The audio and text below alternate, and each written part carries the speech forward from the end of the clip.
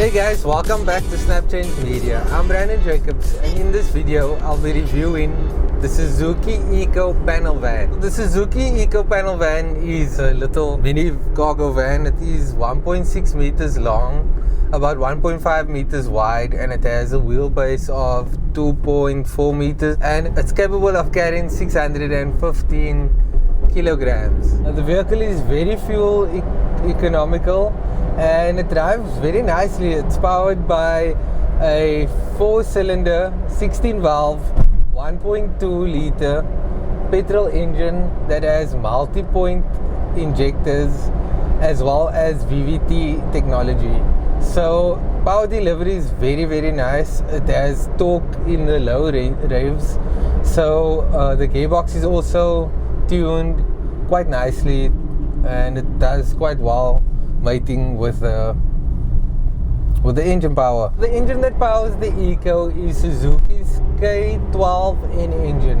It is the same engine that's found in the Suzuki Swift, but in this vehicle it just feels a bit more like a workhorse. Not sure if it has been tuned that way or if it's the gearbox that's tuned that way, but it feels like there's so much torque in here. Also, the engine is sent through this 5-speed manual transmission that is really nice. You can just shove through the gears very quickly. You can change gears at like 105,000 revs. It feels a lot like a diesel the way it gives torque at the low revs. So it's very nice, very efficient. This engine, you'll know, is bulletproof. There's so many Swifts around that has the same engine that you'll find that it has really no problems with it. You just need to look after it, service it regularly, as it is with most cars, but Suzuki is known to be quite reliable. The 5-speed manual works very nicely. The clutch is nice, it's soft, easy to drive.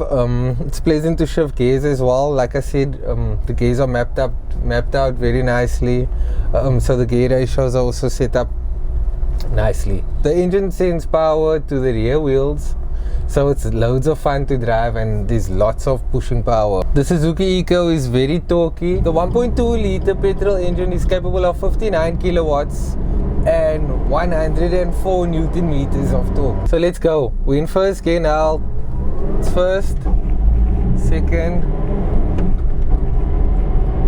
third, fourth, fifth gear, and we're doing 60, and there's still loads of torque. We could be carrying something. The vehicle really pulls nicely. This is fifth gear and it moves on very nicely. Very powerful. The Eeco rides fairly comfortable for a cargo van. It has McPherson struts in the front, which is designed for comfort, and you can really feel it soaking up some of the bumps in the front. But at the rear it has a 3-link rigid rear axle, which is designed to carry a load and be durable. So the combination is very nice. It is quite considerate for the driver and passenger in the front. This vehicle makes me want to start a business and deliver stuff because the drive is very nice actually. So the Suzuki Eeco is about 3.6 meters long. It's about 1.5 meters wide, and it has a wheelbase of around 2.4 meters and a ground clearance of 160 millimeters. As far as safety is concerned, it has ABS, EBD, as well as ESP. So ABS is automatic anti-brake locking, and then EBD is electronic distribution of the brakes, and ESP is electronic stability programming. That there's a switch on the right hand side here which you can switch that off. It also has 2 airbags, one for the driver and one for passenger. The interior is quite minimalistic, simple dashboard with the vents on the side and speaker on the top on the left hand side over here with the dashboard underneath, and you can see where the airbag would be.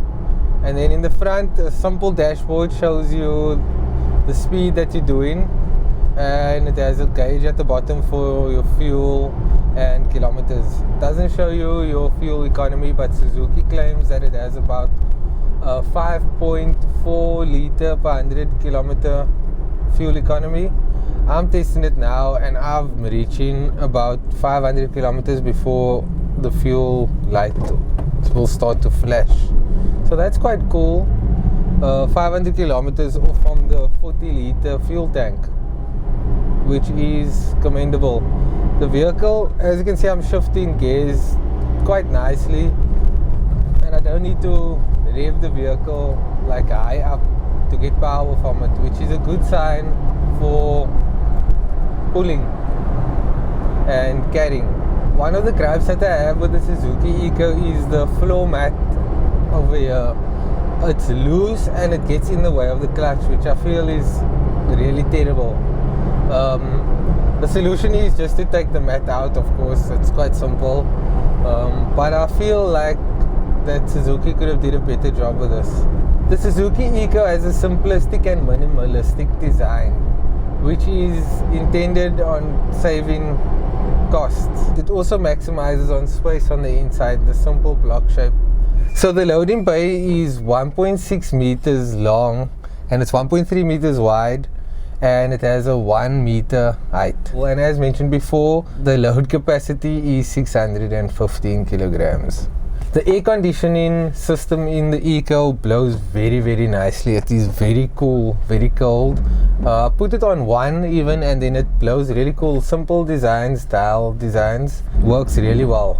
The Suzuki Eeco also comes standard with 2 rear parking sensors, which help you when reversing because you don't really have a good view at the back. So the parking sensors really does help with that. No reverse view camera, of course. You'll have to fit in a little cheap aftermarket thing, which I do not recommend. The reversing sensors really does help. The Eeco comes standard with 13-inch steel wheels, which are okay. The size of the wheels is not the problem. I think the problem is the width of the wheels. It is very thin. I think that the more meaty tire, more meaty wheel size would have done wonders with the road handling, which is a bit, I wouldn't say it's unsteady, but it's not the most steady. And I feel that having thicker tires would help out with that. You also get a full-size spare tire that's situated at the back underneath the carriage of the vehicle. You'll find it at the back. The Eeco is like a little minibus, and you sit quite forward, and you sit in like exactly on the tires, and the steering wheel is situated here, so you do sit quite high up and commanding, but that does lead for the vehicle to have lots of understeer. And like I said, if it had a bigger tire, the understeer would be a bit more, would feel a bit more safer. So right now, you know that there's this little thin tire under you, and if you turn into sharp, it feels like the tire could just buckle in. Yeah, it is a bit stressful. But if you drive well, it won't be a problem. In the front here, it's just these 2 seats. The seats are not the most comfortable, but it is covered in this durable synthetic leather, which is also colored black, and it looks quite nice. It's not the most comfortable for long distance driving or for long driving, but it is a workhorse vehicle, so it is understandable. On the inside, the cabin is designed simplistically as well. Window winders, simple door opening, no electronics in the doors. So all of the doors you have to open manually and lock manually, which is okay. Sliding doors, there are 2 doors. Both of them operate the same way. They both slide open. And then the back door as well opens quite nice and wide open, so that you can load this vehicle from either angle or unload it.